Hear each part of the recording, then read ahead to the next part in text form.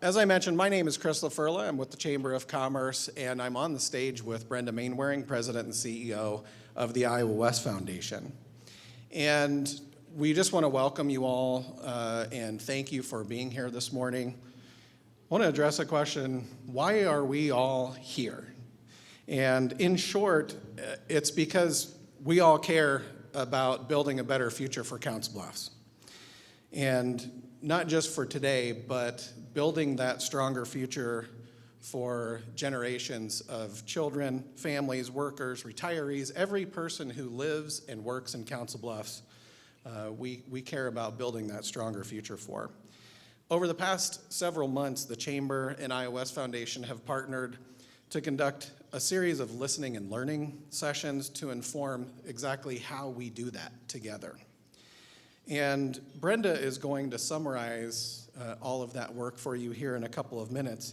Our goal today is to share what we've learned, share what we heard, and continue to ask questions and listen as we engage in this work. But we also want to inspire all of you to continue to move forward, because really this work is just beginning, and it's going to take all of us committed to working together to build that future for Council Bluffs. The Chamber is committed to being a leader in this effort. I think that many people think of the Chamber and they think of an organization that exists to build stronger conditions for businesses, and that's true. We do serve businesses, but that's not really why we exist. From the very beginning, more than 100 years ago when the Chamber was founded, it was established by a group of business leaders, and not for the purpose of improving conditions for businesses, but to quote the nonpareil at the time, "This new organization will be sufficiently wide in scope to include every phase of work classed as community building." And those founders understood that the strength of the Chamber is bringing people together to improve Council Bluffs in every way, and I intend to carry on that mission in my role. Today, our mission and our strategic goals are informed by data and input from our members, from the partners that we work with, and from the community at large. We conducted in 2024 a series of listening sessions with all of those stakeholders, and as I mentioned, our mission and goals are informed by data and information. And just to kick this off this morning, I want to share a couple of slides, many of you have seen these before, that helped inform our mission and our strategic goals. This slide showing the 100-year population change of Council Bluffs compared to the Omaha Metro is really important to understand what we have been facing here in Council Bluffs for a long time, which is stagnation in our population growth. Since 1920, the population, from 1920 to 1960 or so, the population of Council Bluffs and the population of Omaha has grown at relatively the same rate. But since 1970, Omaha Metro has nearly doubled in size, and we are roughly the same population that we were back then. In my eyes, that is population decline. We missed out on the opportunity, and we need to do something to correct that. I'm particularly concerned about growing the population of young workers and families. I talked a little bit before about building a stronger future for Council Bluffs. A lot of that is going to be built on the backs of young workers and the strength of the families that move into Council Bluffs. These next few slides are showing population pyramids that describe basically the makeup of age groups and population of Council Bluffs and comparison with Douglas and Sarpy County. So on this slide you can see, I can't even, is that Douglas or Sarpy? Okay, thank you. As you can see in the slide showing the population period of Douglas County, you'll see bulges where the young workers, ages 20 to 25, 25 to 40 roughly, and then a corresponding bulge in the number of young children in those communities, which makes sense. There's those young professionals are childbearing ages. You see a similar representation in Sarpy County. Large percentage of young professionals, young workers, and a corresponding larger overall percentage of children. And then you see Council Bluffs. And we have indentations in those two critical areas. Growing the population and more specifically attracting more young workers and families in our community is critical to securing a strong future for Council Bluffs, and the data tells us that it is. What happens over time when you see declines in population and a loss of young workers and children, at the very least, you're going to see some business closures due to shortage of labor force. You're going to see schools consolidating and closing due to a lack of young children. And you're going to see reduced city services and delayed improvements in infrastructure due to the shrinking tax base. So the time is now to do something about those challenges we're facing. There's a lot more data. There's a lot more information to pay attention to. But these are critical things that I think we can start making a difference on. But the planning and the coalition building really needs to start now. And I know that we can do that because we all love Council Bluffs. You're going to see that reflected in the data and survey results that we're going to share today. So I'm going to let Brenda take over from here. Thank you, Chris. Thank you very much, everybody who made it here today. The whole purpose for Iowa West Foundation is to do the things that the community needs in order to succeed and thrive. And we have been talking about building community for really more than a year. We had several meetings, two in particular, where the single most important thing that came out of the community, out of the audience was, look, we got to figure out how to address our declining population, and in particular, how to address these challenges we've got in the demographic mix. So if we're going to do that, if our job at Iowa West is to think about what the community needs, then the first thing we have to do is understand the data. So what are the facts, and then what does that mean? We did a deep dive into the census data for our local area, and we also did a very wide-reaching community survey. What you see up here on the screen is kind of the order, the progression of what we've done to date. We also need to understand what the possible solutions can be. LinkedIn declares that Grand Rapids, Michigan is #1 in the country for addressing attraction and retention, and so we took some of our folks, including Chris, and some of our board members up to Grand Rapids to see what they're doing right. But the most important thing is, what does our community want? What do we see as challenges and opportunities, and how are we going to address it? So we've engaged some experts to do that. That brought us ultimately to today, where there are on voices and visions today. So the effort, all of these things that you saw on the previous screen, has given us a deeper reach into the community than frankly we've ever had. 2,500 touch points on this issue, including those of you in the room today. It's not a perfect representation of our community, but it's 2,500 people, and it's a good start. So for the survey, Chris and his team focused on getting it out to employers, and so as you'll hear from Dr. Schaefer in a minute, our working population is slightly overrepresented. But we also know that the survey was shared over and over and over across social media, and it represents diverse groups across the community. So today we are thrilled to have 3 excellent speakers. I'm going to tell you right now, I have crammed a size 10 shoe into a size 10 foot into a size 8 shoe, and so we are moving fast. I'm going to have to catch up on the speed, so if you hear me go into my auctioneer's voice, you'll know why. We're going to hear from Dr. Josie Schaefer, Director of UNO Center for Public Research. Her team is the Midwest, they are the Midwest experts in analyzing census data and gathering public opinion. She's going to tell you about demographics of the region and what our community thinks. Stacy Hupp Ballard is the Chief Communication Strategist for Iowa Economic Development Authority. She's a driver behind Iowa's efforts to combat population decline and ensure that our state has a strong economic future. And Kylie Miller, Director for Alliant Energy, but his superpower is recognizing Iowa communities that are doing remarkable things.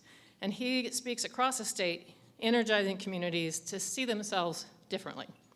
So we do have a packed agenda today. We're going to keep things moving. We're going to download about a year's worth of information into about 90 minutes, so buckle up. Here we go. So silence your phones, but keep them out, because we want to know what you think. We're going to use a program called Slido. You do not need to download anything. I saw some people earlier clicking on the QR code to load it up on your phone. You're going to use the QR code to go to the website to get started. The code's also on your table on the note cards, and we have some wandering experts who are going to come to your table to see if you need any help. So they'll stop by your table or raise your hand. So let's get started. We're going to start with a really easy one. Did you get the dessert you wanted? Okay, if you're having any trouble getting into Slido, try switching from Wi-Fi to cellular. Answer is yes or no. Don't forget to hit send once you've entered your answer. I'm going to give you about 10 seconds per slide. Just warning you now. So if you get distracted by text, you are going to miss the opportunity to give us your answer. Okay, I'm telling you. All right, next question. And this one we actually do want you to answer. Help us understand who is in the room. And as with Chris, I can't see what it says. You live and work in Council Bluffs. You work in Council Bluffs, or you live in Council Bluffs. And you can see up in the top right corner, Nicole, top right corner, the number of respondents. Okay. All right, we're moving on. Okay, which one best describes you? I don't live here yet. I'm a transplant. I'm a boomerang. I have always lived here. Okay, easy, right? So we're going to ask you other questions throughout the course of the presentation here. But for now, I'm very pleased to introduce our first speaker, Dr. Josie Schaefer. She leads one of the top public research teams in the Midwest. She's been collecting and analyzing census and survey data for a couple of decades. She really gets how Midwesterners think. Today, she's going to give you a very high-level view of the demographic trends in Pottawatomie County, and she's going to tell you what we learned from the Council Bluffs survey. Good afternoon. How are y'all? Good. Thank you so much for coming out and joining us. In May of 2025, the Council Bluffs Chamber, Iowa West Foundation, and the City of Council Bluffs partnered with the University of Nebraska at Omaha Center for Public Affairs Research, that's me, to deliver a survey with the goals of understanding the opportunities and challenges in this community broadly, as well as a real specific focus on retention and recruitment of population here in this community. And that focus derives specifically from some work we did in July. We were in this room in July. Who was here in July? Yeah, okay. Exploring some of the demographic, economic, and social trends using census data. Right now, census data is not available or accessible due to the government's shutdown, so we're glad we have this all done way in advance. I just want to give you a little overview of that data just to remind you where this focus on recruitment and retention came from. As Chris so clearly explained, Pottawatomie County is growing, but 0.5% growth in a decade maybe doesn't feel like growth, especially when we contrast it with our neighbor counties in the Omaha Metro, such as Douglas and Sarpy, over 10% growth. Des Moines, as an MSA, is also over 10% growth. So you're part of an MSA, but you're not getting that MSA level growth. Population growth comes in three ways. Natural change, which is births minus deaths. You are positive for natural change. There are many counties in Iowa, Nebraska, and across the country that are not having more births than deaths, so that is a real positive for your community. And international migration, people coming from other countries every year to the county. but you are net negative for domestic migration. People do come into the community. We just saw a lot of transplants, right, coming into this area, but more leave every year than come in. And that's exactly where this recruitment and retention focus comes in. We also covered a couple things about the economy, as well as housing conditions and community conditions more broadly. One of particular note, 43,000 median income here in the county. That's not particularly bad when you benchmark against the state, but it really does demonstrate not that we're paying too little, but the occupations that make up most of the workforce are not those high-wage occupations. Things like computers, math, tech, business, management that pay over $60,000. That's really what we're calling those high-wage. We also noticed that a lot of homes were built prior to 1964, that median year homes were built, and there's two issues with that. One, when we're not building new homes, we're not meeting current needs. Conditions and maintenance may start to decline. It may not be exactly what we want, but lack of availability of homes drives up the cost of homes, supply and demand.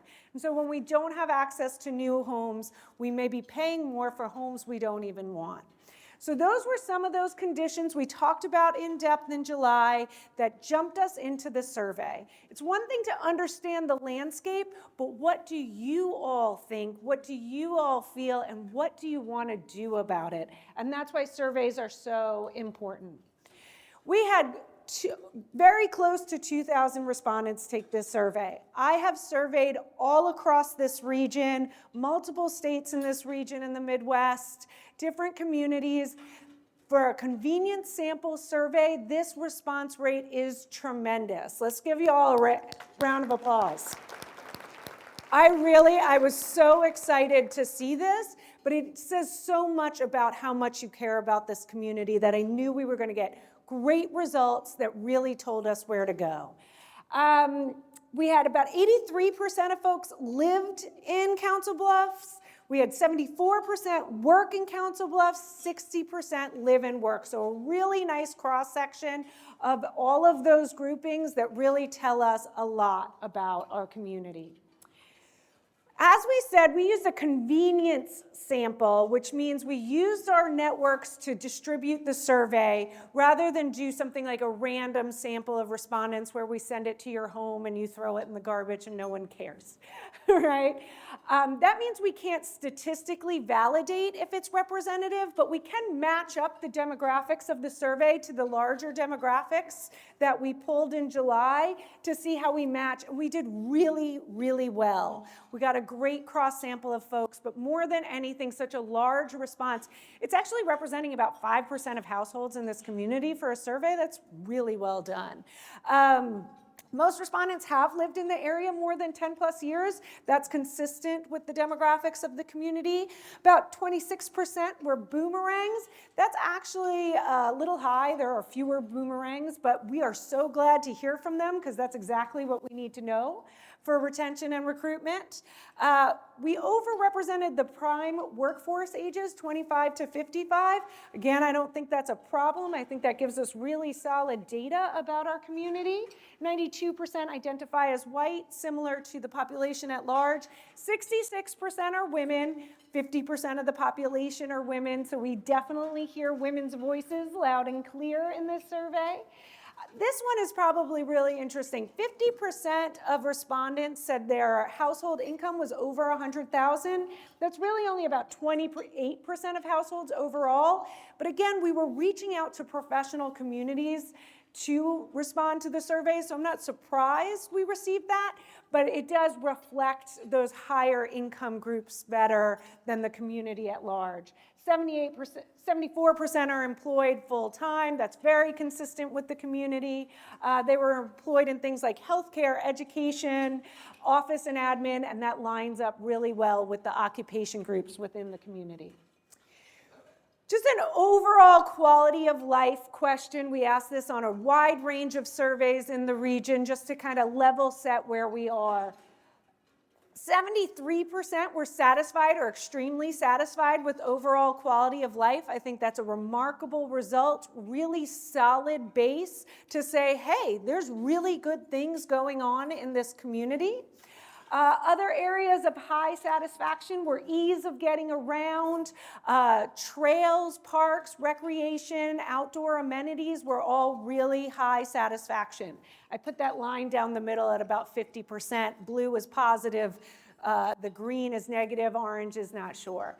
Areas of dissatisfaction included cost of taxes, availability of quality jobs, as well as safety concerns. But overall, real general positive. We asked a separate question about housing. This came from our demographic research that we knew that housing was going to be a hot topic in this community. Who thinks housing's a hot topic? Yeah, and you definitely do, and it's an area where you were generally less satisfied than other aspects of your community. We see pretty high rates of dissatisfaction across the board, in particular affordability of homes, especially compared to incomes, condition and maintenance of homes, and availability of the types of homes you want. That lines up perfectly with what I said from the demographic. So we are really clear that housing is a big part of the future of making this community better. Okay, then we want to jump into this recruitment and retention focus. And this is research that us at the Center for Public Affairs Research do a lot. We have talked to young professionals across Omaha. We have talked to rural youth across the region. And we have said, how do we keep you here? And there are two things from our research that are really important to this story. One is economic networks, the ability to have a good job. I like to say, I'm here because I have a good job here. If I didn't, I wouldn't be here, right? So we have to have economic networks, the ability to support yourself and your family. The other one is social networks, right? Friends, family, but also a sense of connection to your community, feeling included, feeling like someone has your back. So we really wanted to probe you all about these networks and how they were doing to keep you here to live and thrive in the Council Bluffs area long term. And we have some really positive results and some real opportunities to look at. Jobs overall, 91% were satisfied or extremely satisfied. Those are really high rates. You guys have great jobs. I think I'm going to have to jump over the river because I don't know if I feel that good. Right? The kind of tasks, the kind of things you were very satisfied with at work, day-to-day tasks, commute to work. Remember, ease of getting around the city was also really positive. So your sort of tight-knit nature feels really nice, as well as job security. And that's a wonderful thing for people to feel. Areas of higher dissatisfaction, even though people weren't very dissatisfied with these are really, really important aspects of the economic network. These are the three things I look at the most when trying to say, is a community offering the jobs people want?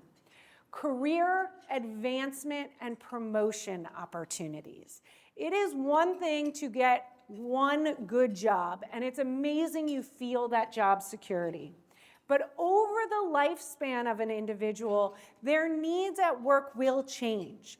And so opportunities for advancement and promotion, even being able to take another job to advance, all while staying in place is really important. And that feels a little more unsure for you all, even though that job security is great. And so that one is something to watch, as well as pay and benefits. Again, across your lifespan, you're going to have a job that offers security in pay, and that's going to change over time. Inflation is high. You might be making more money, but you are spending more money too.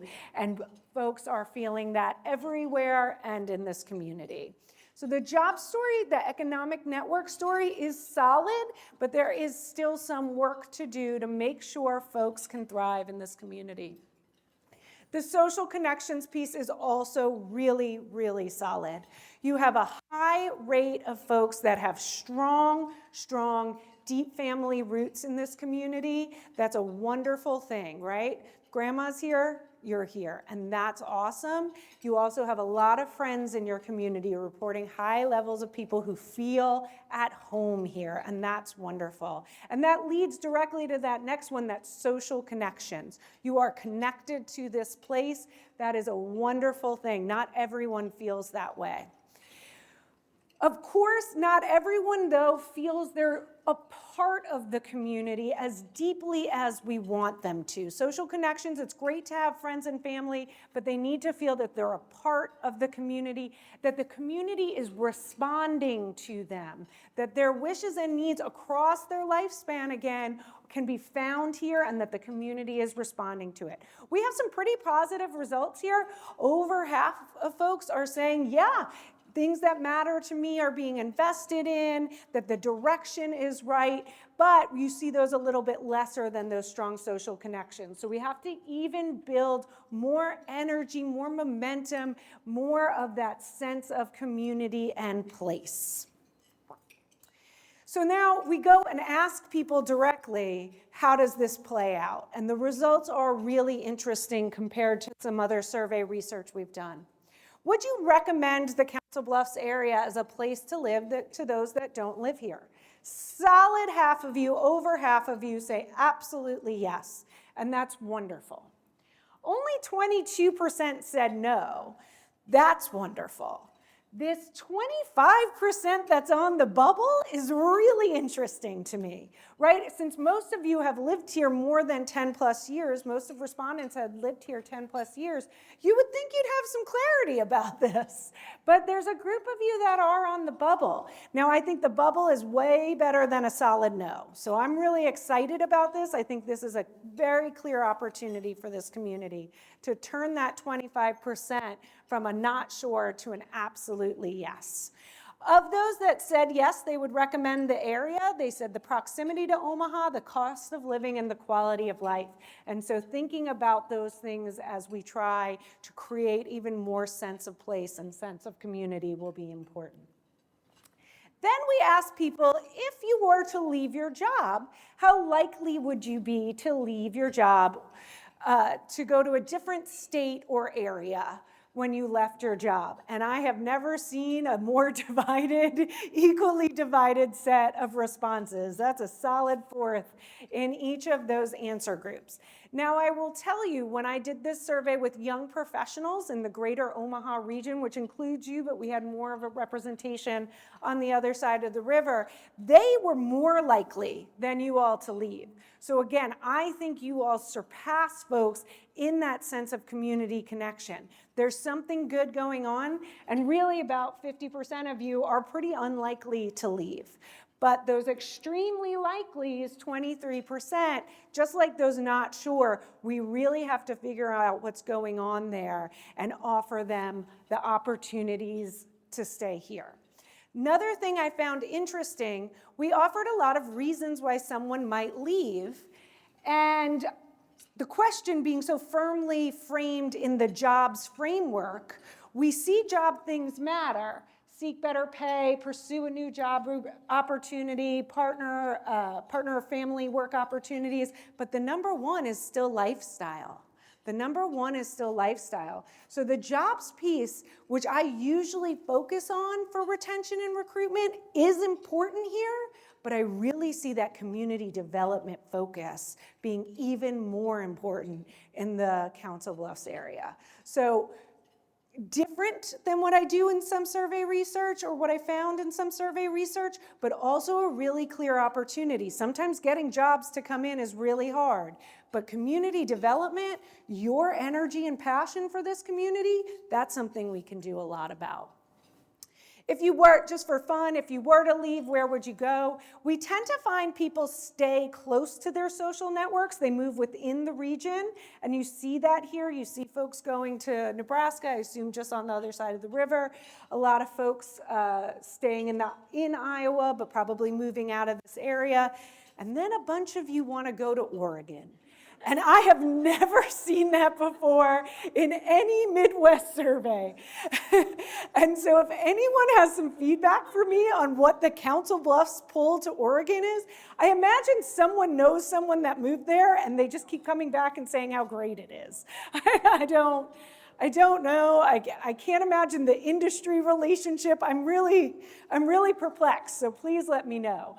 But again, that's why with social and economic networks work together, right? If you can get a better economic network but just be 20 minutes away from home, you might do it because you can keep your social network. So we do see that, and Oregon. Do you have a direct flight to Oregon? I don't even know.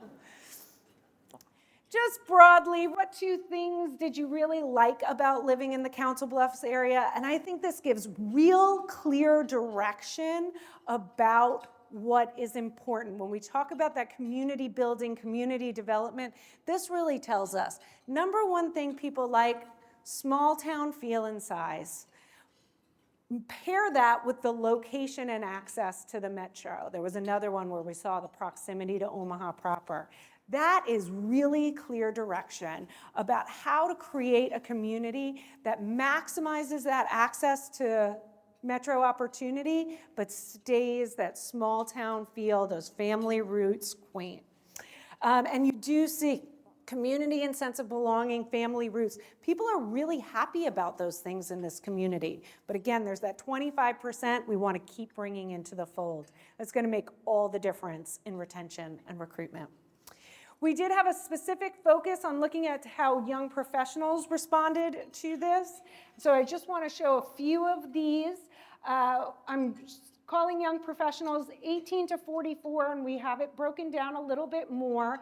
Availability of quality jobs, something really important, economic networks, and we do see that youngest age group is far more dissatisfied than the other age groups, but we even see that 25 to 44 are a little less satisfied than the overall survey sample.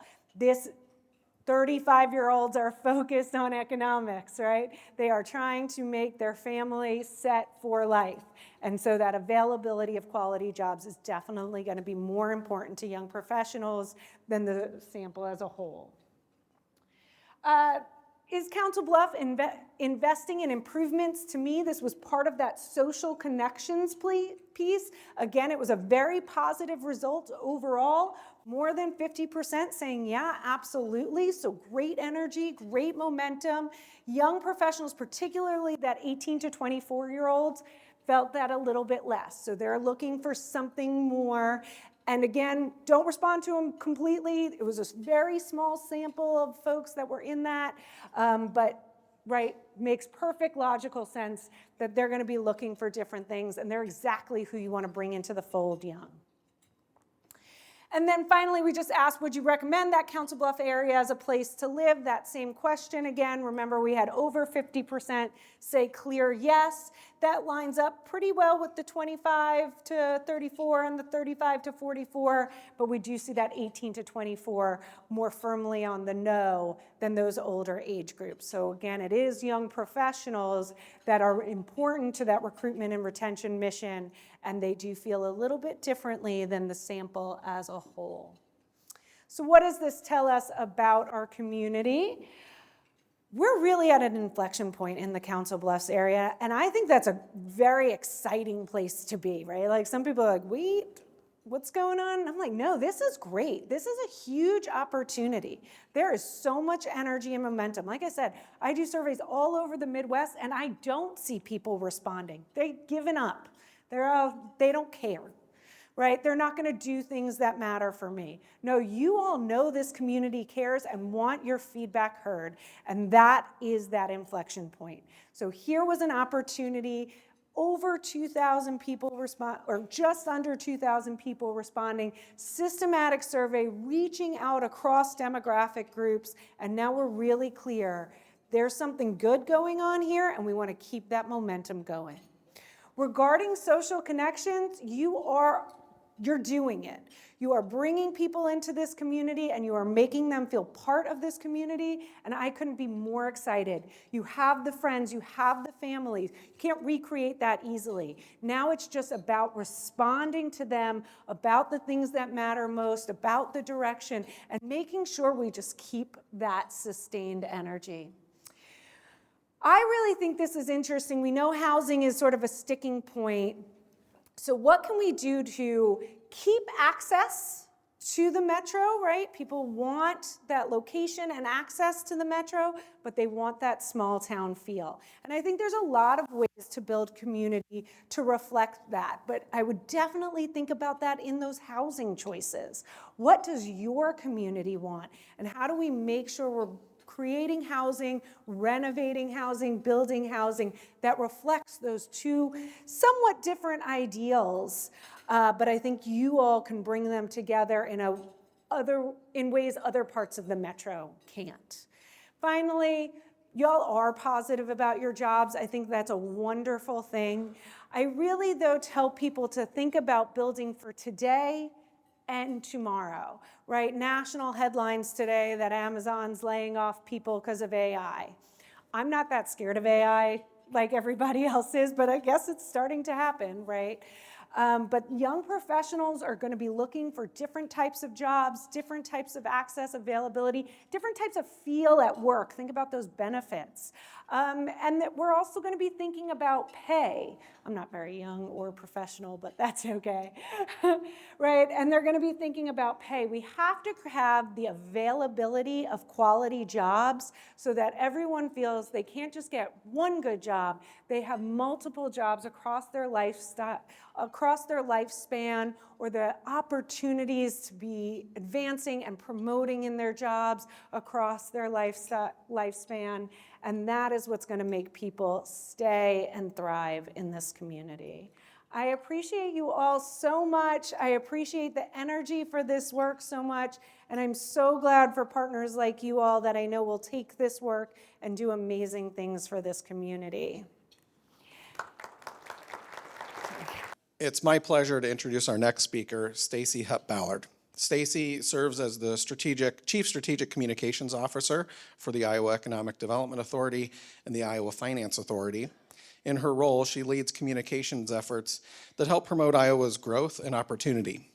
Stacy played a key role in statewide workforce study, focusing on the supply and demand dynamics that shape Iowa's workforce attraction and retention strategies across the state. You should also know that Stacy is engaged here in Council Bluffs as well through a partnership with us at the Chamber of Commerce. The Chamber team has been participating as one of the few pilot communities in the This is Iowa campaign, which is an effort to attract visitors and new residents to Iowa.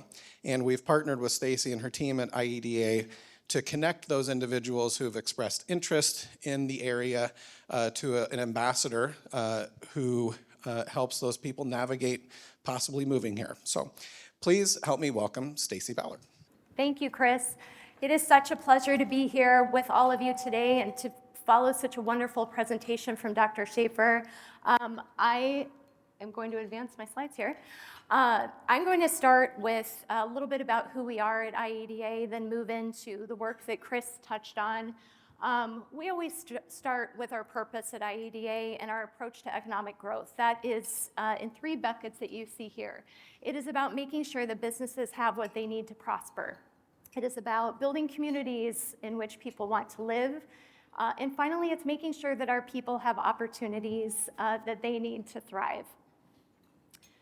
Now, from a marketing standpoint, again, I lead our communications and marketing division for both IEDA and the Iowa Finance Authority.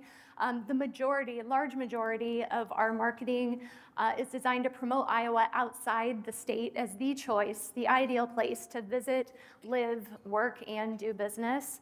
So I spend a great deal of my time telling the story of why Iowa is such a spectacular place. And I think that I come to that from a great vantage point because I'm not only a relocator, I'm also a boomerang. And I use the relocator word very loosely. I was 6 years old when we moved to Iowa.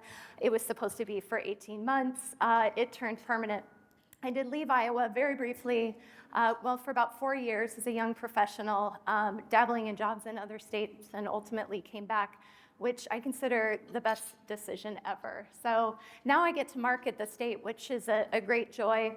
This breaks down into 3 buckets, essentially. So it's about getting businesses in our targeted industries to think of Iowa as they are considering relocation and expansion decisions. It is about helping businesses grow and communities thrive by recruiting talent that they need.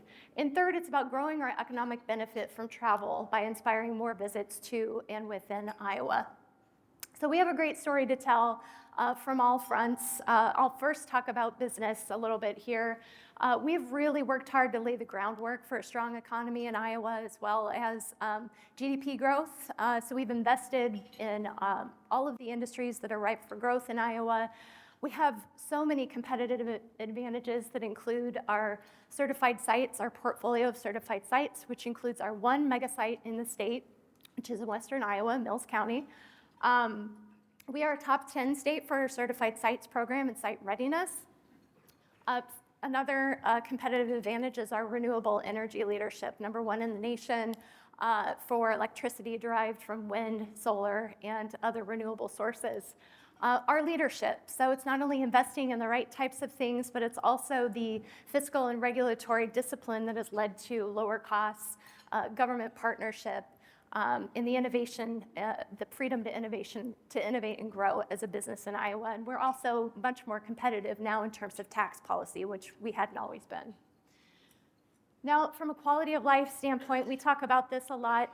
Just as Dr. Schaefer said, it is so important because you're not going to attract the businesses and the talent that you need without it. So we focus a lot on it. And of course, we have a lot of leadership in quality of life, which I'll get into in the second part of the presentation. But we've made historical investments as a state in our quality of life and our infrastructure. So things like developing new housing, expanding access to quality and affordable childcare for our families and our working parents. It's about building out broadband within the state and investing in our commercial airports, which we've done in Iowa. It's also about, here we go, investing in the types of things that attract visitors and residents alike. So through programs like Destination Iowa and the Community Attraction and Tourism Fund, we are able to help communities with these quality of life projects like you see here locally, River's Edge Development and the Iowa West Sports Complex in Council Bluffs, which our team talks about all the time as great highlights, great projects. Of course, what we know, and I won't spend a ton of time talking about, is our biggest challenge, which is workforce, right? So our workforce in Iowa is known as having a hard work ethic. We're loyal to employers. We just don't have not enough qualified workers to fill our jobs. We have, we hear that constantly from employers. We have an aging workforce. We have slow growth as a state, which is a good thing. It's just not keeping pace with the retirement wave that we're seeing. So we, in our labor force participation rate as well, has not totally bounced back from the pre-pandemic, which was about 70%. So we have a lot of work to do. We've done a lot of work in terms of growing our own workforce in the state of Iowa. We also know we have to bring people in. The good news is that people are mobile. They are moving. They're open to moving for the right opportunities. As you see here, 7 in 10 people are likely to consider moving for the right opportunity, and it's especially people between the ages of 25 and 45, which is our age demographic that we're using to try to recruit people to the state of Iowa. And they want many of the things that Iowa already has to offer in terms of quality of life. We also know that people have to visit a place before they'll seriously consider moving, which is why we tie together, importantly, our tourism and talent attraction marketing, because we know we want people to visit as well as move. When it comes to talent attraction, in recent years, it's really been more of a marketing focus, and I am a marketer, not a talent recruiter by training. And our marketing is fantastic. We launched the This is Iowa campaign in 2019. It focuses on our incredible quality of life and opportunity that we have as a state. We have built upon that. It's award-winning, but it's also not enough, right? So we know if we want to move the needle and get people to move to Iowa, we have to do more. And so that is what we've done. We've pulled together a more strategic approach to talent attraction that is rooted in things like workforce research, more targeted marketing that is designed to generate leads. It's about having a plan for what to do with these leads to nurture them while we have them. And then it's about working with partners like Iowa West Foundation, communities, industry, who have an interest in talent attraction and working more together. So just a little bit of background about this workforce supply and demand study that I mentioned. It's really about zeroing in on the exact jobs that we need in the state, what kinds of industries are hiring, what kind of worker demand that we're seeing, and the struggles that we face in terms of recruiting. So we led this study with our partners at Iowa Workforce Development as well as Teconomy Partners, which is our research arm. They've helped us identify and update our targeted industries in Iowa, which are advanced manufacturing, our state's largest, the biosciences, finance and insurance, which we're number one in deriving GDP growth from, and technology and innovation is kind of the cross-cutting theme across all these legacy industries. So some key takeaways from that study, it's projecting significant growth in new jobs in Iowa. If you look at the gray bar down there, if you can see it, we go from about 3% growth in recent years to almost 13% in the next decade. And that doesn't factor in replacement, so we know that the percentage is likely even larger. And what this tells us then is if we don't do something to close the gap, it's really going to widen with regard to workforce. So Teconomy had 5 strategic recommendations for us. I won't walk through these individually, but the first 4 really have to do with building on the momentum we already have around workforce development initiatives. So we're very, very powerful when it comes to apprenticeships, internships, upskilling and reskilling. So it's really about more of that. And then the 5th recommendation has to do with talent attraction, which is really new terrain for us. So, of course, we're up against all sorts of states who are competing for workers. Iowa is not unique when it comes to trying to attract workers. Everyone is marketing. Many are putting in way more marketing dollars than we have. But what not every state has is something on the back end of these ads to say, if you're interested, here's where you can learn more. That's what Iowa provides. That's how we set ourselves apart. We provide a personal touch.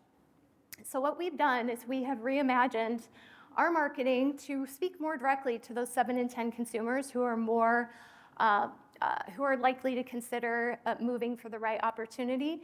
And then we've connected our marketing to a lead pipeline or an infrastructure by which we take those folks who are interested in Iowa, we capture them as leads, we talk to them, we connect them with information, communities, employers, based on what they've told us they need in a job, what they want in a community, their hobbies and interests, et cetera. And of course, this wouldn't work without partnerships with our communities. And so Council Bluffs is one of about 15 communities that we work with on this. We picked these communities because we didn't have the resources to go with everybody across the state, but these communities in particular your community has the quality of life. You have the jobs, you have the partnerships to make this really work. So what we did was we worked with Roll Call to get up and running with this talent attraction initiative, and we launched in the summer of 2024. That was really our first year. All of our ads point to thisisiowa.com. This is our quality of life website. This is where everything goes. People can find different resources and tools based on their interest level in Iowa, and of course, an opportunity to connect one-on-one with an Iowan. Our audiences are between the ages of 25 and 45. They represent the young professional audience, the young families, and of course the boomerangs, living in surrounding states, but also beyond. And our marketing is really designed, any good marketing is designed to meet people where they are, not only where they consume media online, but also where they are in their journey to move, right? Because not everybody's just really willing to pick up and move based on an ad, right? And we still have challenges in terms of getting on the radar. Market research told us early on that people didn't know enough about Iowa to make an informed decision about it. So we know that we still have that challenge. If you look at this like a marketing funnel, at the top, we have ads that really speak to raising awareness. Now, for people who might be interested in Iowa, we feed them a different set of ads that are intended to really stoke that interest. And then at the bottom of the funnel, we have ads that are designed to get people to take some sort of action. This is an example of an ad that appeals to a young family. We use bolder language, not just suggesting that Iowa is a great place to live, but make Iowa home. We have people standing by. So that particular ad drives to a landing page on our This Is Iowa website where we capture interested people as leads. We do that by asking 3 simple questions, and if they give us their information, we ask them a series of more questions, starting off with their industry, but again, touching on their community and lifestyle preferences, as well as their hobbies and interests. This is a sampling. It is way more complex than this, but this just kind of gives you an idea of what we ask. And based on how they answer, we are delivering tailor-made information and content to their email inboxes. So if we have a lead who tells us that they work in biotechnology and they really love spending time boating and on lakes, then we can feed them content that is specific directly to those interests. And we don't do that specific to communities, but more by theme, because our marketing is really statewide. But again, because this is all about the personal touch, leads have the opportunity anytime along the way to connect with a real person. So we have people standing by in all of our communities that we're working with who are basically represent the front door to the community and can connect these leads with anything they need to know about, from housing to schools, things to do, jobs, et cetera. And, Rachel Jensen, I just want to mention you because you've just been an absolute standout in this program. So quick to act, and I think we've sent you, by last count, 170 leads. I'm not sure how many moves you've had, but I do know of one from New Jersey who wrote a special note to you, thanking you for all of your help and encouragement along the way. Yes, Jessica is her name? Yeah. Congratulations.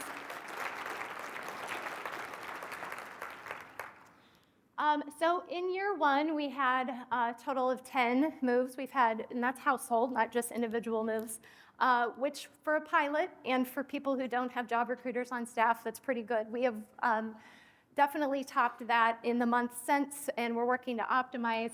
But our total economic impact in year 1, which I'm very proud of, is just under $4 million. And we count that not only in terms of moves, but also visits to Iowa, because we know we are also targeting our talent attraction audience with travel ads, trying to get them to visit the state. And we have spooky software that allows us to track whether they've booked hotels. So we've attracted all sorts of different movers. This is Daniel from Sioux City. He moved from Indiana to Sioux City as an engineer. He moved for a job, but he fell in love with Iowa's quality of life, and ultimately that is why he stayed, just like my family did. So again, quality of life is really where we are strong in Iowa, and I'm going to talk about, we have, our communities have beautiful parks and trails. We have a diverse mix of arts and culture. We have vibrant cities and communities that are full of jobs and things to do. We also have the affordability and cost of living to go with that, right? So that allows you to live bigger, or conversely, to save. And all of these things align with what our market research tells us people. These are competitive advantages that align with what our research tells us people want.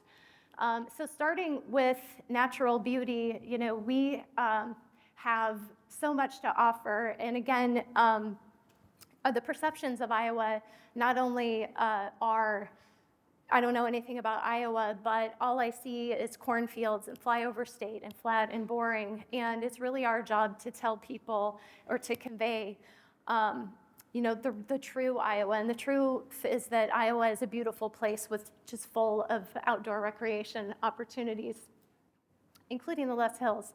This is a marketing photo that I love, and I just adore everything. I've been to the Les Hills, and it's got a soft spot in my heart. But we have all of these things, lake life, stunning views, scenic byways to offer people, and we capture this and package it in our talent attraction and our tourism marketing. And here's an example.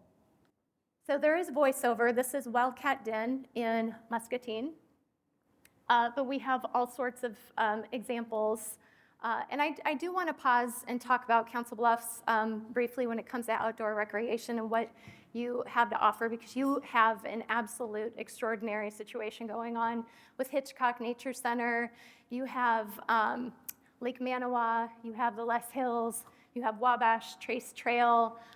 You have all of these amenities to offer people. You have a wonderful county conservation office. And I will just say that from a personal standpoint, we have family in Nebraska. We usually meet either in Nebraska or in central Iowa. And recently, we decided to meet on the border. And this was in the spring. And so I will say we spent a long weekend, and we spent the majority of time in western Iowa, including Council Bluffs. We stayed right down here in a hotel overlooking the river. I think it was the Holiday Inn. We did Hitchcock Nature Center. We did scenic byways. We ate at local restaurants, and we only spent, and I love Omaha. I did an internship there when I was young, but we spent the majority of our time right here. So much to offer. The second competitive advantage is affordability. So cost of living, according to our market research, is number one when it comes to deciding or considering a move. So it's very, very important, and Iowa has this just in spades. We are not only number one for lowest cost of living, which is 89% of the national average overall cost of living. We are also number one for lowest housing costs, and so 77% of the national average there. When we talk about cost of living, we are often talking about housing. We have an interactive cost of living calculator at thisisiowa.com that allows people who live in other states to calculate the savings that they would realize with a move in Iowa. Things like groceries, healthcare, transportation, housing. And the snapshot you see here is an example. If you were living in Chicago, this is the exact type of savings you would see in a move. And this is C2ER, this is scientific, this isn't just us making it up. So this is incredibly powerful information, especially when you see the 43% saving in housing costs. And again, we market this, and when we market housing, we market more of the sense of home. So I'll show another video that may not have audio. So I want to talk a minute about Council Bluffs and Potawatomi County when it comes to housing, because when you talk to our director, Debbie Durham, first of all, she's in love with Council Bluffs, but particularly housing. And it's not only that you actively plan for housing here, you are strategic about it. You have this housing for all approach, so it's housing across the continuum. It's not just high-rise condominiums along the river front. It is housing for your most vulnerable populations, including people experiencing homelessness. It is about your partnerships, your fantastic partnerships that you have here around housing. It's very important to you. These are the reasons why Council Bluffs became an Iowa Thriving Community, which is a designation that brings with it incentive points toward workforce housing tax credits. So that was put toward a couple of projects that led to just under 200 new housing units in this area. You are doing all the right things when it comes to housing. You're also doing all the right things when it comes to arts and culture, and this is the second area that Debbie always talks about. And this really speaks, when she's talking about it, to PACE and the partnership with Iowa West Foundation, and also Hoff Family Arts and Culture Center, which I've experienced personally, and it just blew me away. How you could transform a warehouse like that into a hub for arts and artists and arts and culture. Incredibly fantastic. More broadly as a state, well, also Council Bluffs has a great historical story to tell too. You've got your Lewis and Clark history, you have the railroad, you have Squirrel Cage Jail, which our tourism director would tell you is her absolute favorite attraction in the state of Iowa. I don't mind sharing that at all.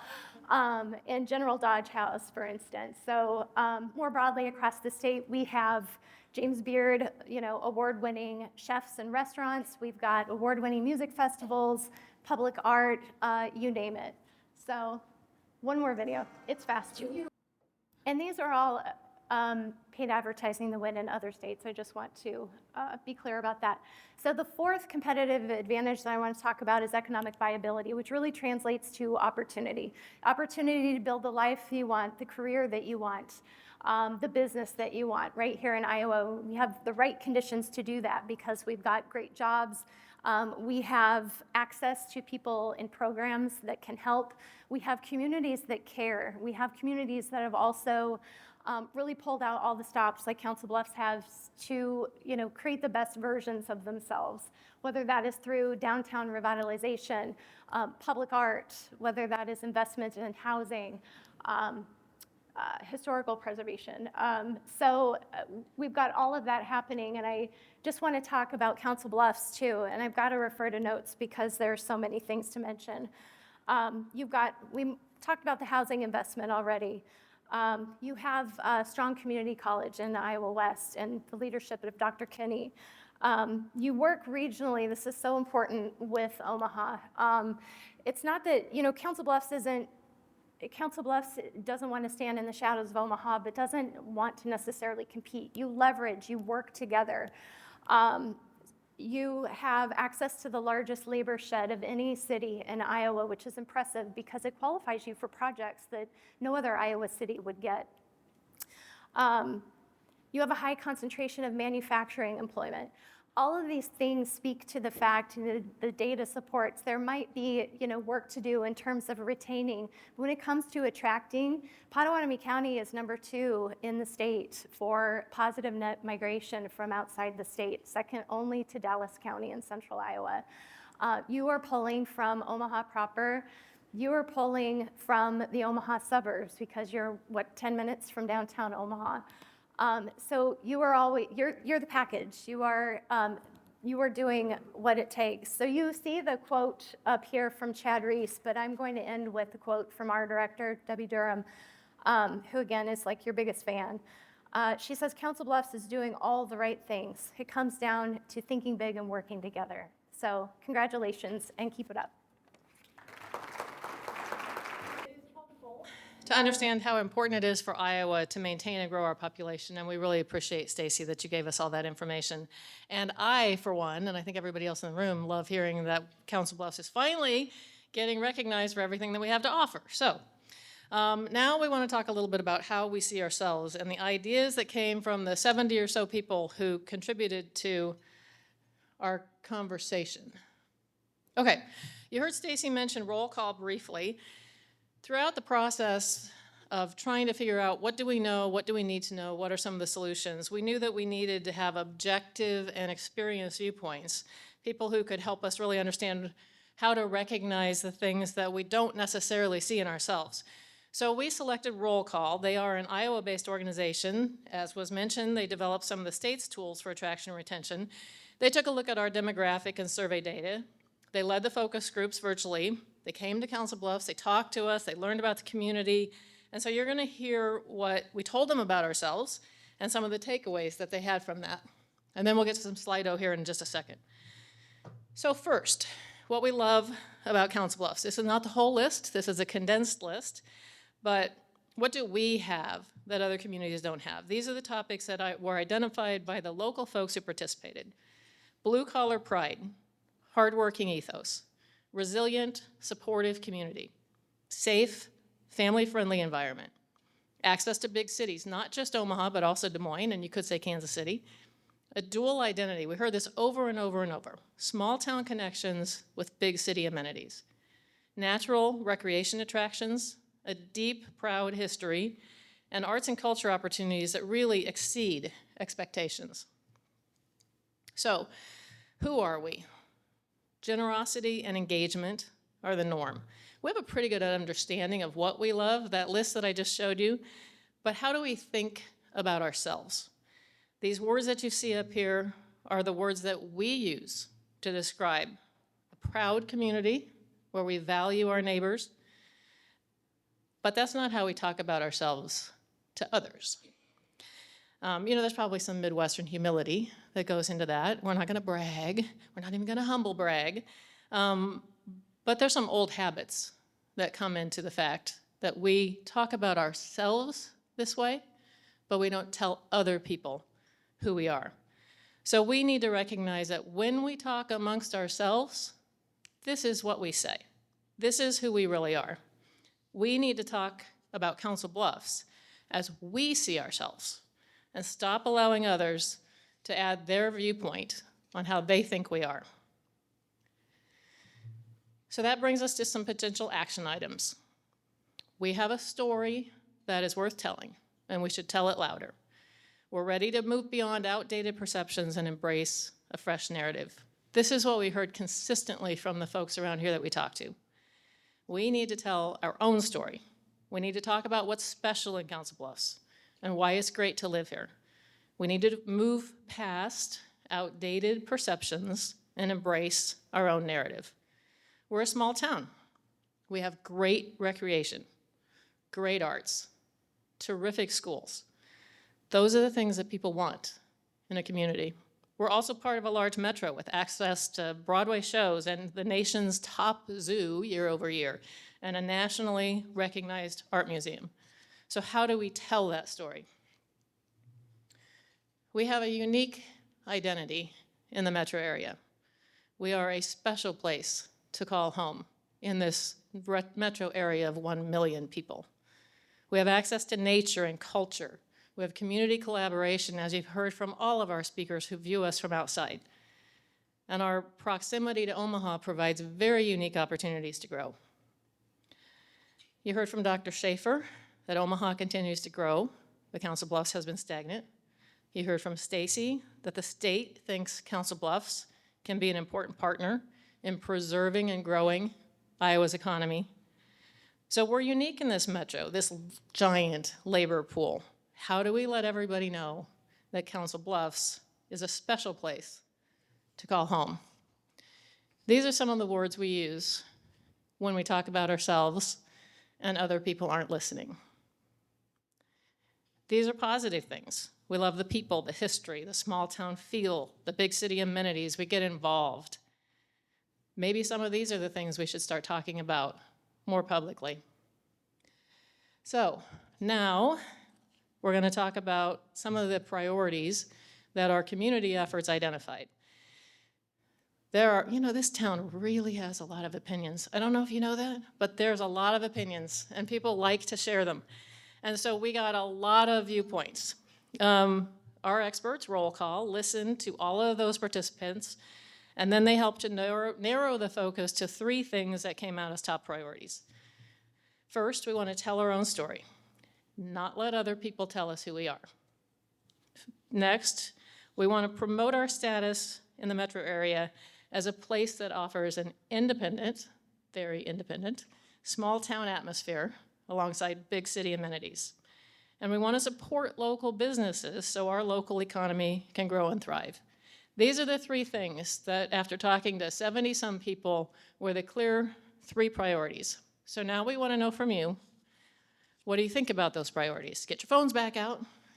Reconnect to Slido if you need to. It's on the slide here.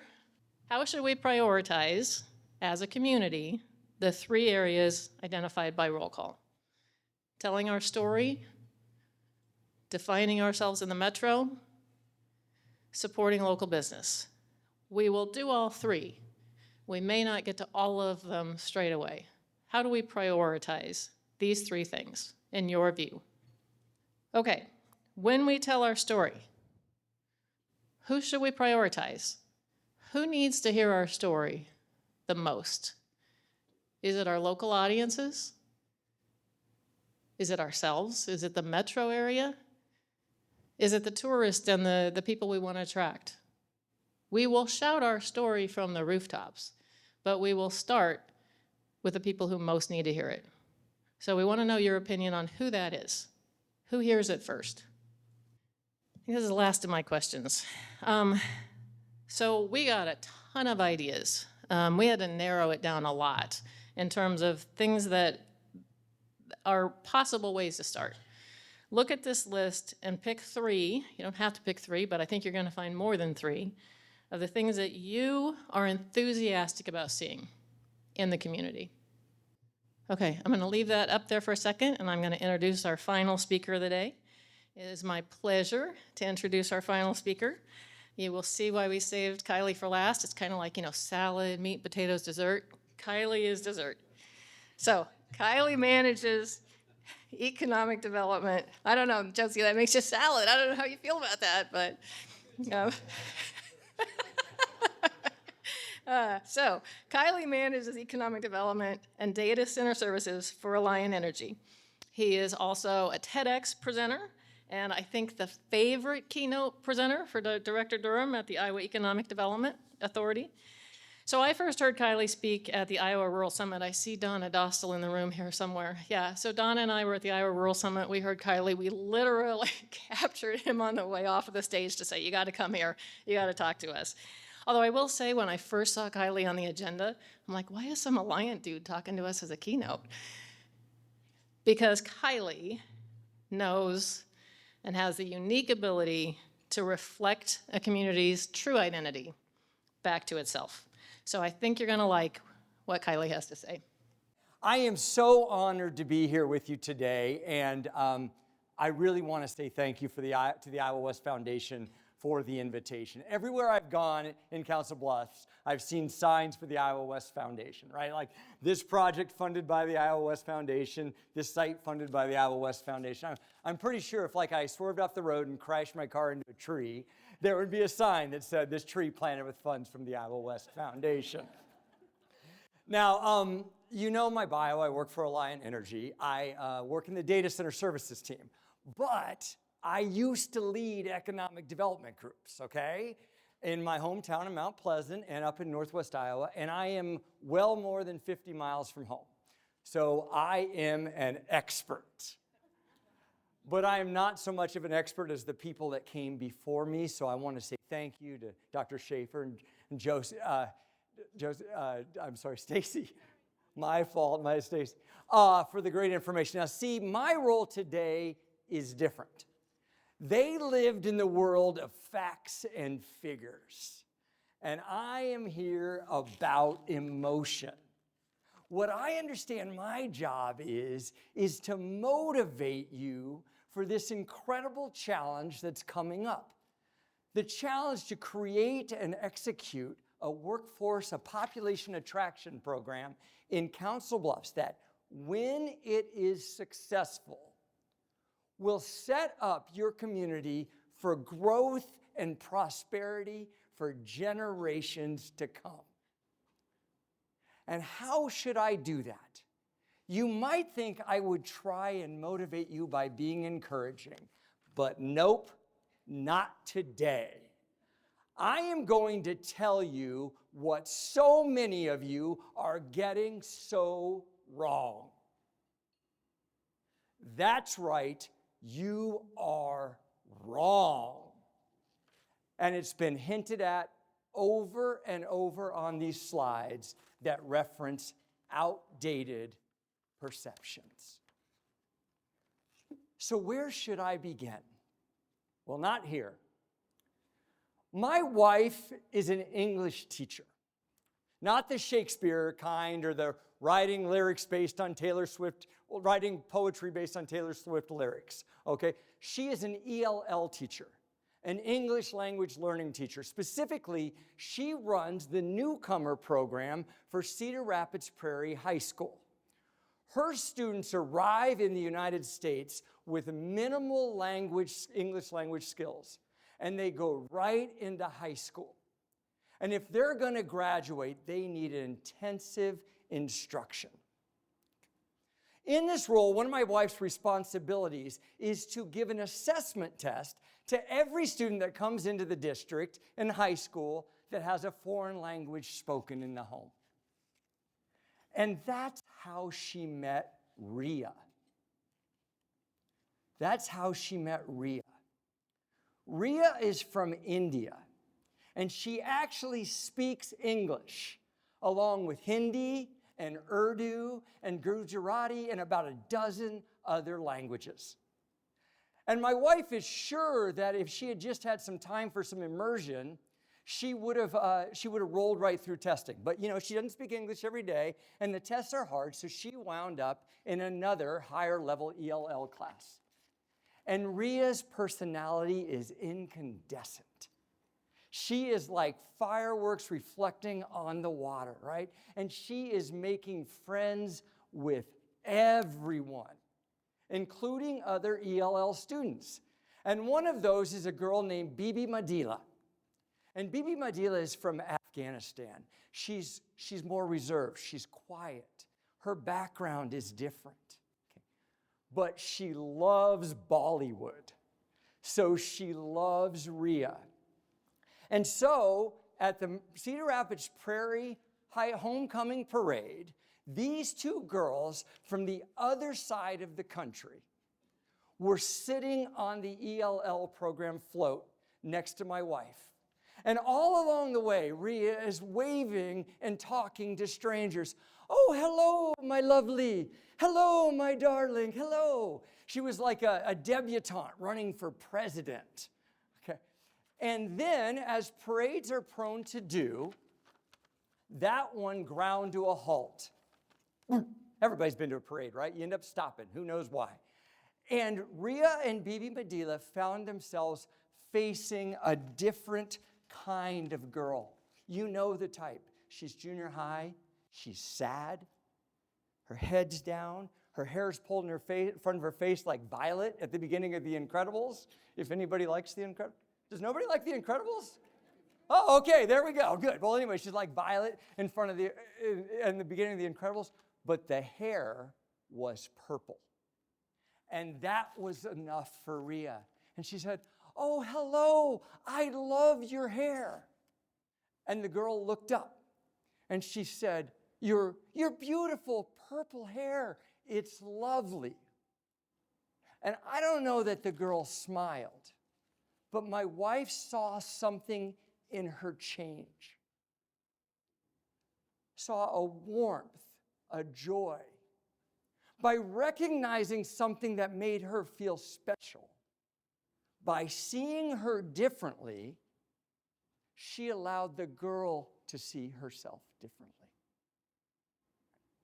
Now, here's the crazy thing about Ria. Her parents did not come here for a job.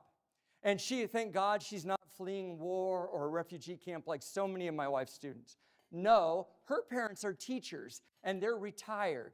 And they brought Ria to the United States so she could experience a year in high school just like she'd seen in the movies. Ria's very own high school musical. Or if you're my age, it's like The Breakfast Club, right? And she is soaking up every moment because her eyes are open to all the wondrous things around her. Now, I did not like high school, okay, at all. I was a terrible student. I got in a lot of trouble. I liked college a lot more. But if I had to go back, I would hope that I would be less of the smart-ass kid I was and more like Ria. But why do I tell you this? Because today I get to be Ria, and high school, well, that's Council Bluffs. I get to tell you what it's been like for me to discover your town over the last 2 months with a stranger's eyes. Now, I should start by saying that in the past, when I thought about Council Bluffs, which wasn't that often, I'm not from here, right? I was just generally pretty envious. This was one of Iowa's luckier towns. I mean, come on. You are blessed by geography. You've got the gorgeous Luss Hills to your back, and you've got one of America's mightiest rivers right out the front door. You're blessed by history. You're the starting off point for the Transcontinental Railroad. As a result of that, you're blessed with infrastructure. You've got interstates, you've got rail, and you've got industry. And of course, you're blessed to have a pretty cool neighbor, right? The kind with the backyard pool and all the best gadgets in the garage. I mean, so I was surprised when Brenda literally pulled me aside, like she described, at the Iowa Rural Summit and said, hey, we're going to be doing this population growth initiative in Council Bluffs, and I think you should come over and talk. My first reaction was, why? And not just why me, okay? Although I had that thought, and like right now, I'm literally having that thought. If anybody give me a smile, maybe, yeah, there we go, I saw one back there. And certainly not, why are you taking on a population growth initiative? Every city, no matter the size, should constantly be working to recruit new residents. But my question about why you would need encouragement was legitimately sincere. I mean, who doesn't like to tell their own good story? So, anyway,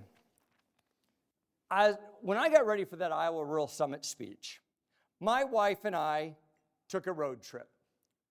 We gassed up the car, got out the credit cards, and went crisscrossing this state. From Lansing in the extreme northeast corner of the state, all the way down here to Stanton in southwest Iowa, and then over to Keosauqua in the southeast. If I could make a recommendation, this is off topic for you, but if I could make a recommendation, the next time you want to take a long weekend, pick out a corner of our state and go there and get off the interstate. Go to the small towns, visit the cheesy things you'd otherwise never visit, like the world's largest popcorn ball. Did you know it's in Iowa? Yeah, or the Plow and the Oak, one of my personal favorites. It is fun, it's cheap, and it'll make you proud. But that trip was about more than simply putting bugs on the windshield, okay? See, I have a belief. I believe that when a town is headed in the right direction, you can feel it. There's an energy, a pulse. And I wanted to know what that was. What are the character traits that recur in energetic towns? My purpose today is not to recast that speech, but I like the list we came up with, so I'm going to show it.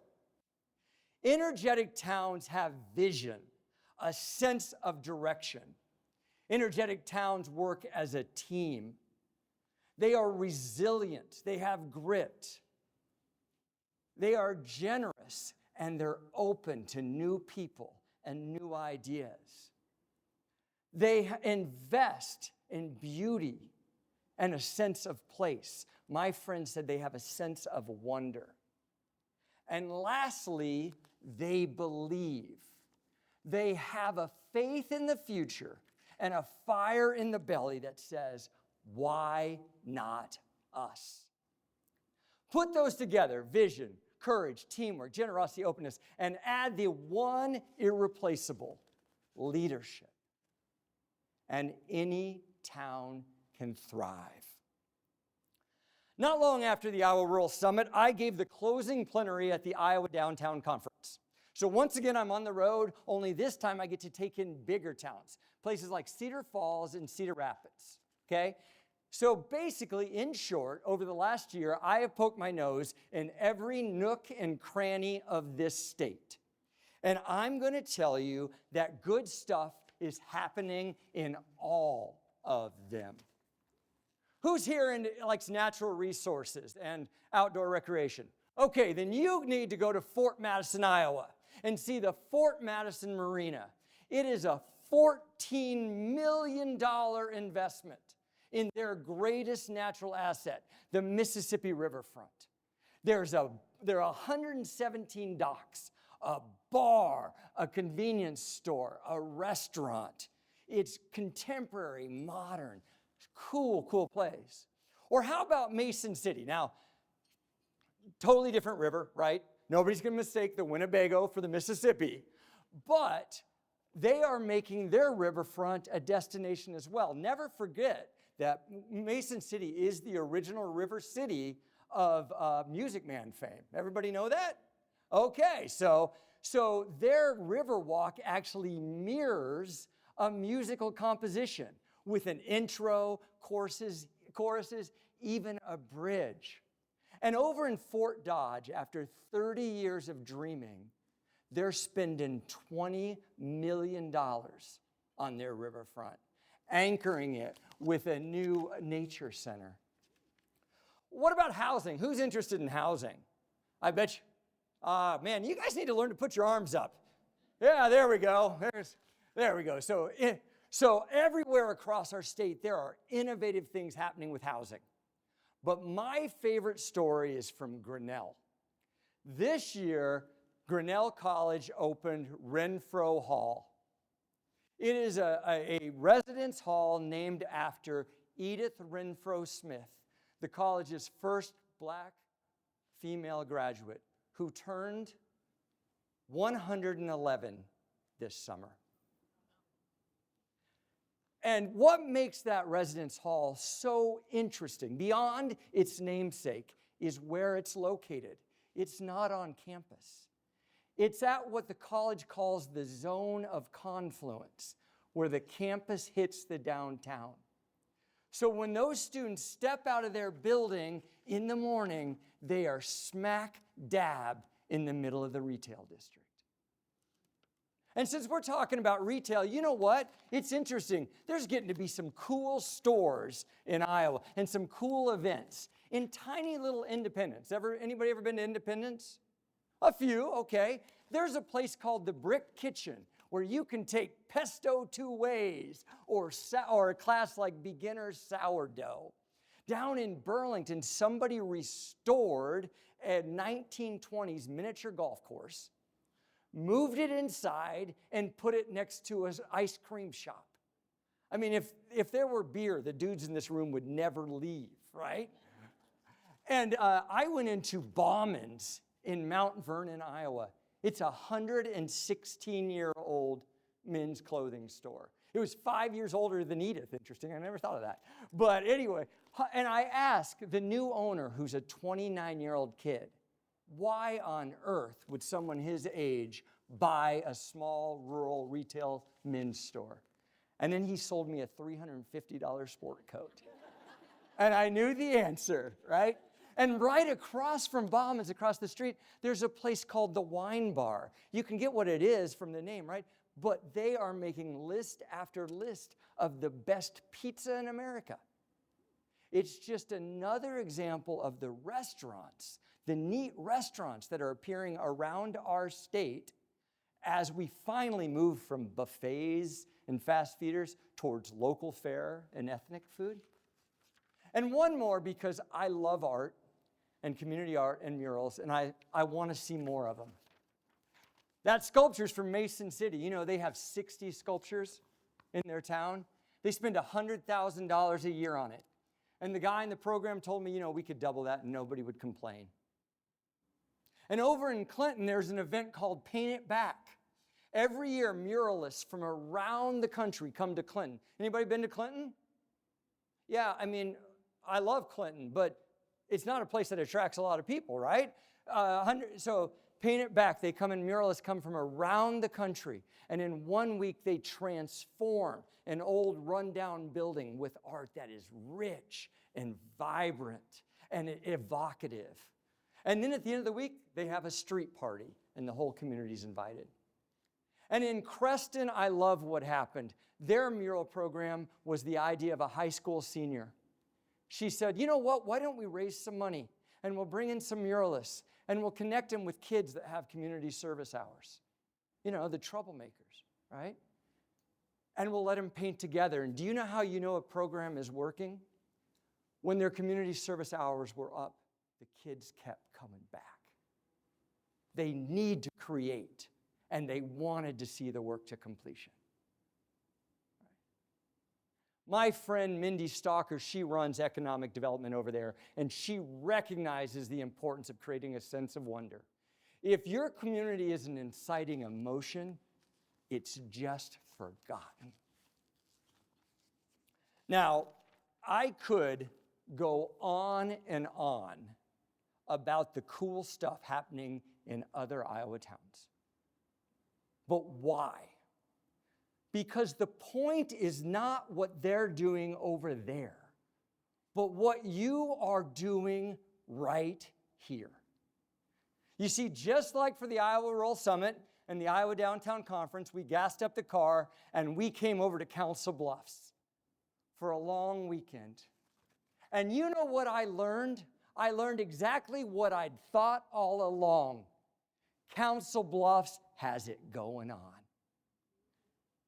Riverfronts, Fort Madison, and Mason City are going to have a hard time competing with River's Edge, what's been done and what's been planned.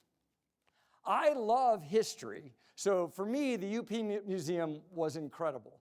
And I totally disagree on the squirrel cage jail. It's just freaking creepy. And I will never, ever go back in. But anyway, I think we had the most fun at Dittmer's. I put that picture up there because my wife is gorgeous, okay? And that's how I feel about it. But that picture's gorgeous. But we had the most fun at Dittmer's, just drinking cider and listening to music. We went out in the corn maze. My wife gave me a kiss, and then I fell off that damn slide and nearly broke my bottom. I ran on your trails. We walked across the Bob and had steaks and scallops at a casino. We crossed the river and had a great cocktail because, hey, downtown Omaha is a big part of what you're offering, right? We did not get south to the Wabash Trace Nature Trail, but I have to say that I think that Hitchcock is one of the prettiest places I've ever been in early fall. And I'm not sure that I ever had a more welcoming retail experience than I had at Dusted Charm. Yeah. And I don't remember the manager's name, but you know, it's weird when a guy walks in and says, "Hey, tell me what you think about your town." And that's exactly what I did. And rather than shoving me off, she told me the story that I think you all know, right? The owner's daughter was ill and the town rallied around her. And then she concluded it with a message that I think you've seen previously. Council Bluffs is generous. Now, that being said, you're like, life is not all fun and games, right? And you are, in fact, right. So before I gave this speech, I attended some of those roll call sessions. And I heard people lay out the list of things that needed to be changed. And I talked to a small group of community leaders by phone, and those were important conversations. They were open and transparent.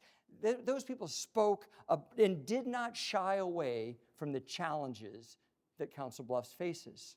Things like vacancy rates and the housing crunch, tax competitiveness, stagnant population growth. It's what we were just talking about, right? There's homelessness, in and out commuting. Although I'm going to go ahead and be on the record saying I do not understand why this is a problem. Okay? But it is apparently a problem to you, so I give you credit. And the need for new jobs and new things to do. I missed one. I love your mural here, but anyway. So, one person I spoke with laid out the chicken and egg issue for economic development, right? Do we need the workers before we bring the jobs in, or do we need the jobs to bring in the workers? It's a great question. That person then concluded by saying, I'm not worried about Council Bluffs in 2026. I'm worried about Council Bluffs in 2050. I think we can all agree on the timeline, but I don't know that that's the right word. Instead of worried, how about cautiously optimistic? Because you see, I was told about the housing crunch, but I was also told that there are already 2,500 units in the housing pipeline. 2,500. And that's before that project down on the river that's under consideration. I learned about investments in the mental health care system. The people I talked to explained how quality of life improvements on this side of the river are different from, but complement those on the other side of the river. And it was made very, very clear to me that the Council Bluffs school system is a reason for pride. It's innovative and known for it. It seemed like every concern raised in those conversations led immediately to an example of real and tangible actions being taken to correct them. Every single one, except this. People already love living here. They just don't think they're supposed to. People already love living here. They just don't think they're supposed to. You will encounter this mindset throughout Iowa. A friend of mine lived in another city in Iowa, smaller than this, an industrial town that's making real improvements. And he said, you could tell how long somebody had been there by how they answered the question, how are things going in the town? If they said, it's pretty good. We're getting some new residents, some new businesses. Things are moving. They'd been there less than 10 years. If they said everything's going to hell, they'd spent their whole life there. Now, that is not the case here in Council Bluffs.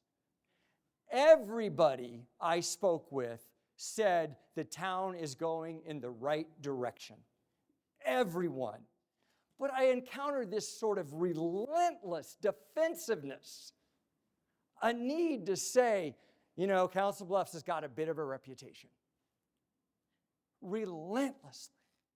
And listen, I get it. You ask me about my hometown, and I am immediately defensive. But we are dealing with here a cognitive bias. Actually, multiple cognitive biases. You know what a cognitive bias is, right? We think we can trust our judgment, but we can't. There's negativity bias. Bad events stick in our brain more than good ones. Status quo and confirmation bias. We cling to familiar beliefs and look for signs that confirm them. Anchoring. First impressions last. The availability heuristic. Old jokes, old headlines, old stories. They cling in our mind like mud. And cultural lag. It's not a cognitive bias, it's just a sociological problem. People's opinions change slower than the town does. Now, what am I hinting at, but not actually saying? At least a half a dozen times, people said to me something like, back when my dad was a kid, or when my grandpa was younger, or over across the river, they call it council.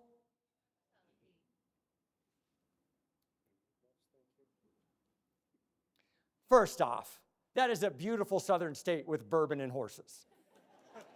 Okay. But more to the point, your message matters, because I'll tell you this. I talk to people not from here, and I said I was coming over here to speak, and they used that nickname. And I asked him, where did you hear that? It's not my impression. They said, oh, that's what the locals call it. Listen, folks. The Council Bluffs of the past is in the past. The Council Bluffs that you have created and are creating is ready to be unleashed. That is the theme, right? Unleashed. Do I have that right? Good. So I already told you that I have driven all over this state. this year. And I could not think of one place outside of the Des Moines metro or our 3 cities that have our regent universities more poised for growth. And if you want just one reason why, how much do you think those cities on the eastern side of Iowa would like to have 490,000 people across the river as opposed to 1,500? Thankfully, everyone engaged in this population growth initiative, everyone in this room is about to overcome any negative biases you have. Do you know why? Because the way you overcome a negative bias is to fill it with good news and then to repeat it over and over and over again. And I mean that. That's just what this program requires. So no one in this room ever again gets to tell a visitor like me all about outdated perceptions of Council Bluffs. But I did not expect that, but that's very nice, actually. Yeah. Anyway, but it doesn't matter because you're going to be too busy telling them about 2,500 new housing units, about the treetop walk, about PACE, about retail investments at Lake Manawa, about what else we got here? New businesses in the 100 block. You'll talk about how you can get from anywhere in Council Bluffs to downtown in 20 minutes. So why on earth would you move out west? You're going to celebrate your schools, your health care, your job opportunities. I met a guy from Iowa City who told me, and some of you might not know this, he works over here sometimes, and he said, you have an amazing new entrepreneurial ecosystem emerging here. So you should talk about that. You should talk about the quality of your chamber and economic development teams. You should talk about the great small towns elsewhere in the county.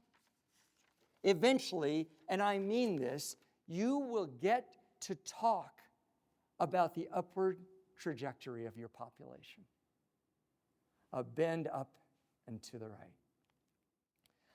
Iowans make a religion of self-deprecation. You ask us where we're from and we kick the dirt. Well, I'm from Iowa, you know. Council Bluffs should be known for bragging. Get loud about where you live. Take a page from the mayor of Fort Madison. If people aren't making fun of you for being full of shit, you're not telling the story enough. That's gold, folks. That's absolutely gold. In fact, I think we have a Slido here. We're going to go to a Slido. And I want to ask you to do something for me as you're answering this question. I want you to learn a phrase, a simple phrase. Ask me why I love Council Bluffs. Ask me why I love Council Bluffs. And we'll let this play out for a bit. And when it settles, I would advise you to take a picture. Yes. I'm so glad somebody else knew. I'm just amazed that I got to the right slide at the right time. And the next time you feel or hear even a hint of disparagement about Council Bluffs, you say, hey, ask me why. And then hit them with your top 3 or your top 5. Okay, I mentioned before that cities around the country have population growth initiatives. One of those is Cedar Rapids. They're about a year ahead of you all. It's called the Cedar Rapids Collaborative Growth Initiative, and it's actually a partnership of Cedar Rapids, Marion, and Hiawatha. Notice, it's the whole metro basically working together. And I called up the director, who incidentally his name is Jody Schaefer. So it was confusing to me. But anyway, Jody, and I asked her, hey, what would you tell the folks over in Council Bluffs? Her advice was tactical, okay? You might not be surprised to find out it starts with money. You need a budget. She said a minimum of 3 years. Now, how's that money going to be used? Now, in Cedar Rapids, it's not all going to marketing and branding. A lot of it is being used for relocation incentives. See, when the Collaborative Growth Initiative started, the idea was we want to recruit people into open jobs, right? But that takes time. And the people behind the program wanted a quick win. So they pivoted and they started recruiting in remote workers. So now, if you can do your job from anywhere, you can get $5,000 cash to do it in Cedar Rapids. Add in some other bennies, things like park passes and ball game tickets, and the total package is valued at $9,000. To make all this work, Cedar Rapids is using a program called Make My Move. It's an online platform for remote worker programs around the country. And I got to admit, I was surprised to see 8 Iowa towns and counties on there. I mean, I get like Waterloo, Cedar Falls, but Bloomfield is on there, okay? I asked Jody about this program, and she's excited about what they're getting out of the Remote Worker Initiative. She pointed something out. First off, a lot of these workers arrive with families. So just like that, $9,000 becomes 2 adults and 2 kids. And interestingly, a lot of the people that inquire about the program actually want to take a permanent job with a Cedar Rapids employer. The remote worker program is just a gateway for them to get to town. Now, Ms. Schaefer said you have to have a contact management system. That's particularly going to be true if you're going to be taking applications or resumes. And here's the final thing, the most important thing. The community is on board. Business leaders are on board. Government leaders are on board. They like the direction their town is headed. They like the investments on the riverfront.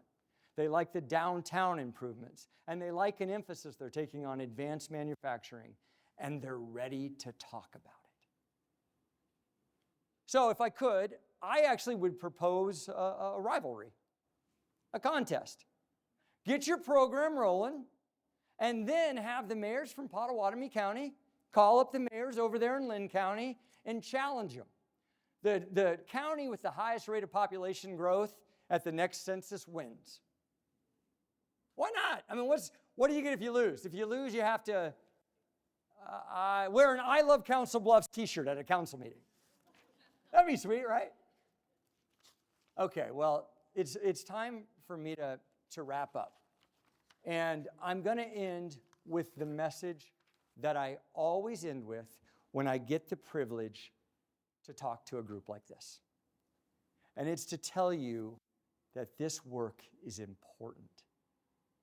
It matters. And it is about so much more than jobs or houses or something as dry as population growth. It's about kids and families and neighborhoods. It's about the future. We live in a fractured, isolating time. There's a loneliness crisis out there. Deaths of despair, drug addiction, alcoholism, suicide are up. Dating, marriage, child rearing are down. People have fewer close friends and spend more time alone. Young people say their life has no meaning and purpose. You can blame social media or the pandemic or the fact that families have been split apart by distances, but the simple fact is that we are, all of us, meant to have a community. And community is lacking for every generation. The opportunity here in Council Bluffs is to create spaces and moments where people can meet, connect, and come to belong. I had somebody tell me, all you have to do is use your words. Speak positively about Council Bluffs. That is a lot, but it is not the end. Your job, beyond simply being a cheerleader for your town, is to make the invitation. It's not just enough to tell someone all the great things there is to do in Council Bluffs. You have to join them. But I don't think you should worry. It sounds intimidating, but that's the one thing that the folks I talked to were ready to brag about. If you are just willing to get involved in Council Bluffs, you'll be welcomed with open arms. You'll have a sense of belonging and connectedness. Belonging and connectedness, community, that is the message. That's what you're selling. That's what our nation craves. Never forget that Council Bluffs is generous. And with a plan and intentional action, Council Bluffs is about to grow. So thank you so much for having me here, and good luck on this incredible journey. Well, Kylie's officially been entered into the Talent Attraction Pipeline Initiative for Council Bluffs. Rachel Jensen from the Chamber will be reaching out to you shortly. Just to recap real quickly, I want to thank Dr. Schaefer for being here. She helped us to understand how our community feels and what we value. Stacy Hupp-Ballard for coming and telling us what's going on with the state of Iowa, and that was a little bit of a love fest for Council Bluffs, so I appreciate that too. And for Kylie, AKA Dessert. Really, I think Kylie just held a mirror up to us and said, "What are you talking about?" So that was great. Thank you, Kylie. Okay, you all see the question. I'm just now getting to it. But what is the most important strategy we should work on today to build the Council Bluffs that we want in 2050? What will you do when we leave here today? Select any or all. I think there were plenty of suggestions, inspiration. Wrap up real quickly. I want to thank Brenda for leadership in this, the teams at the Iowa West Foundation and the Chamber for all that they have done to assist with this. And I get the last word, which is kind of fun. So I want to kind of leave you with just one closing thought. My sort of takeaway from today, that there is a lot to celebrate. Arts, culture, history, jobs that people value, natural beauty, recreational areas unlike anywhere else in Iowa, strategic developments in housing and commercial developments and so many other things that were talked about today. And I think maybe that's just because of the time of things during an election season, we tend to focus a lot on what's not going well. And my takeaway today is stop doing that. We have a lot to celebrate here. There's a lot to focus on that is going well. And our city leadership, our county leadership, nonprofit leaders, school leaders, business leaders, residents, all of us in this room have built something special. We are on the cusp of something special. We should take pride in that. We should own that. And I want to encourage all of you to continue these efforts today. So lost myself in those notes. But on your way out, there's postcards on the table. Share your favorite with someone who should know about Council Bluffs. Share some ideas on those response cards on the table. Our presentations, all of the data that you heard today, that you just got little snapshots of the survey data, the focus group results. All of this is going to be shared on our websites. Go dive in, but please share the good stuff. We've got a lot going on. We need to own it. We need to celebrate it. Thank you all for being here for today. There will be more to come. This work takes time. It's ongoing, and we'll be doing a lot more of this type of work in the future, and we need you at the table. Thank you.